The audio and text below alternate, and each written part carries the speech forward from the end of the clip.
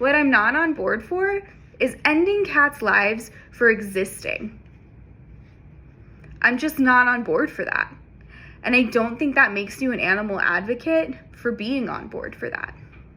Hey guys, so today I wanted to talk about why your sympathy may actually be deadly for cats. And I know that's kind of an intense thing to say, but I'm going to explain. So before we get into it, it's important that you have a little bit of a history of cats. Cats have been living alongside humans for quite some time, but they were not domesticated in the same way that dogs are. And actually, it wasn't until the 1970s that cats started living indoors with humans in the United States, and cat litter wasn't even invented until the 1940s. So, what does that mean for cats? Well, right now, about 82 million folks in the United States own a cat that they consider their pet. And then there's an additional, nobody knows for sure, somewhere between 30 million and 80 million cats that live outside without a traditional owner. In the animal welfare world, we call these cats community cats. And the reason they're called community cats is because there's a lot of different types of these cats. So you have feral cats. Feral cats are pretty wild. You're really not going to be able to touch them, but there are some kind humans out in our, country that go and put food out for these kitties. And then you have semi-feral. Semi-feral, maybe after a feeder's been putting food out for this cat for a year, or maybe a really kind person decides to bring that cat into their home and they spend close to a year working with them. That cat may end up becoming friendly, but we consider that cat a semi-feral cat because they're pretty wild. And then you have a more friendly community cat. And these cats are almost like pets, but they live in a community. And a lot of times, I always joke that these cats, they're smart. They go and get fed by many different people in the neighborhood, and they're very loved. So, what does this mean? Well, I got started in animal welfare, and my thought was, well, we need to bring all of the cats inside. And sure, that's a great thought, but unfortunately, it's just not realistic. When you have that many cats living outside, and a lot of them need a year to come around, if they're even able to come around, it makes it really hard to adopt these cats out traditionally. And because of that, cats were losing their lives at alarming rates in our country's shelters. And unfortunately, in many shelters, this is still the case. Why is that? Well, a lot of times these cats get round up and they're brought into a facility. And if they don't have a program like a return to field program or a trap, neuter, return program, there's not a lot of great outcomes for these cats. And so they end up being euthanized in the shelter because they can't be adopted out. And this is really, really frustrating.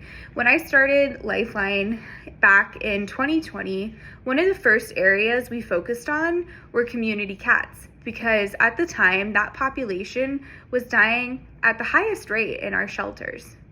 So it really opened my eyes. I got to meet a lot of different people and a lot of different cats living in a lot of different environments.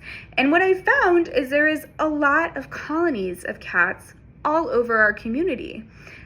That's because cats like to live in a colony, and what would happen is oftentimes a nice, well-meaning person would see a stray cat or two, and they would start putting food out for them. Well, if those cats aren't fixed, they begin to repopulate incredibly quickly. So 1 to 2 cats turns into 5, then 10, then 20, then 30, then 40. We've seen it. 40 cats. It's not uncommon. And then it gets really overwhelming.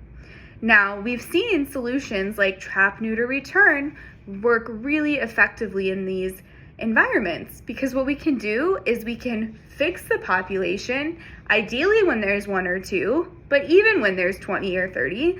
And what we'll see is quickly it starts to dissipate. And yes, you might be thinking, well, Caroline, life on the streets is so tough. It sure is, guys. It sure is tough. But that doesn't mean that we need to be rounding up these cats and deciding whether they live or die. At least that's my opinion. There's this word I learned a while ago, and it's one of my favorite words. It's called anthropocentrism. Really interesting. And what that word means is that other animals only have value to the extent that they are worthy to humans in some way, that they bring some value to humans. And I think it's kind of messed up. You know, cats have been living okay for thousands, for millennia. I mean, the first cats we saw were like BC. So what gives us the right to suddenly start rounding them up and mass euthanizing them? This is where the sympathy actually hurts cats comes in to play. Because what I see is when programs like Return to Field and Trap, Neuter, Return are presented to communities, people don't understand why that is, and so they think that cats are just being thrown back out on the streets. And that's really not the case. Now, I'm all for making sure that your Trap, Neuter, Return or your Return to Field program is ethical. And I think one of the best ways that you can do that is by talking with your community and making sure you're having the conversations. You know, every colony of cats that we encountered had a different situation. Many of these animals have such incredible caretakers, and they're willing and able to take the cat in if they get sick or if they have an injury. They'll do whatever they can to support them. They're great stewards of the cats, right? But the other thing to remember is that cats can easily become nuisance animals. Another reason for spay and neuter. So here's the thing. Like I said, 1 to 2 cats can turn into 30, 40 faster than you would think. And so the way that we prevent that is by spaying and neutering them when there's only a couple. And that means borrowing humane traps or purchasing humane traps, trapping the cats, bringing them to a spay-neuter clinic where they're sterilized, and then returning them back where they came from. I'm all for talking with that colony caretaker and understanding what's going on. So if they say, yeah, I know my cat Joey and my cat Bobette would love to be in a home. They're always trying to come into my house, and I want them to have a home. Great, let's try to bring Joey and Bobette into the home. But then they might say, oh, that's Jalapeno over there. And Jalapeno hates me. He only comes around because I put food out for him. He wants nothing to do with me. In fact, he only comes around every 3 to 4 days. Well, y'all, let's leave Jalapeno the alone, right? I'm getting heated because Jalapeno's not doing shit. Especially if we can trap Jalapeno and get him neutered. He's fine. He's fine. And we don't need to round him up and end his life for existing. It's silly. But again, we have these really good programs like Return to Field and Trap, Neuter, Return that enough people don't understand the whole context to, and so they berate the shelter for having this type of program. It's not a bad program. It's really good. And yes, I'm all for having strong cat adoption programs, and I'm all for finding cats homes. We do that for like 60 to 70 cats a month. So of course I'm on board for that. What I'm not on board for is ending cats' lives for existing. I'm just not on board for that. And I don't think that makes you an animal advocate for being on board for that. Again, but our shelters are kind of pushed into doing that because they're so afraid of implementing programs like Return to Field and Trap, Neuter, Return because of how the community is going to react. So, if you are an animal lover, please, please, please support Trap, Neuter, Return, support Return to Field programs, because that's how you support the cats in your community, and ensure that the cats that are feral, semi-feral, that they don't have to lose their life for simply existing, okay? Now, quick turn here, because I really don't think that if you were the type of person that hates cats, that you just listen to me talk about all of that. But you might know somebody who hates cats, and this is my argument to them.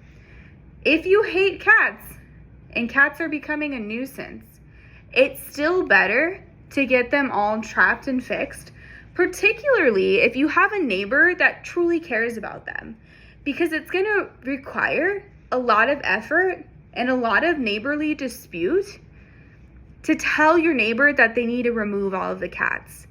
One, it's really hard to do, and two, it's incredibly painful for a person who has built some sort of relationship with these cats to start telling them to do that.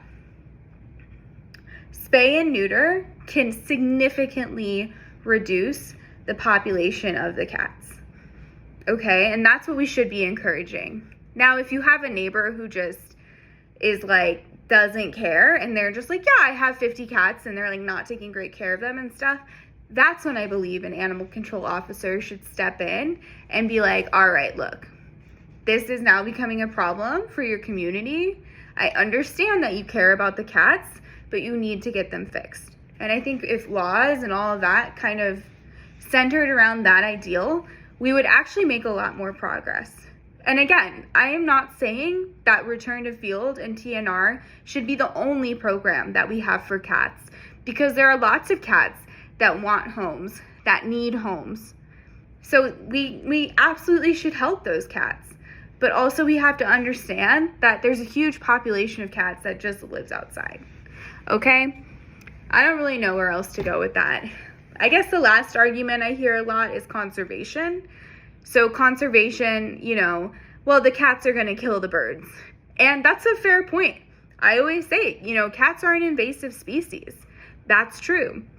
And so, again, though, I think it's a fight of the cat versus the bird, where you can do something like TNR, and you can significantly cut down on the population of the cats that are outside. And then it's less of an issue. But we're also respecting the folks who really care about cats and don't want them round up and euthanized. So I think whether you like cats or you don't, Return to Field and TNR is a really great option. And if you truly care about cats, I think that you should support those types of programming. And if you are in a community where you think that those types of programming are not being done correctly, do your research. Go and ask them about it. Go and see how it works, before you just start blindly saying it's cruel or inhumane. Because I believe what's cruel or inhumane is taking creatures that have been living their life outside with very little problem and deciding to end their life. That's what I think is inhumane. Okay, bye.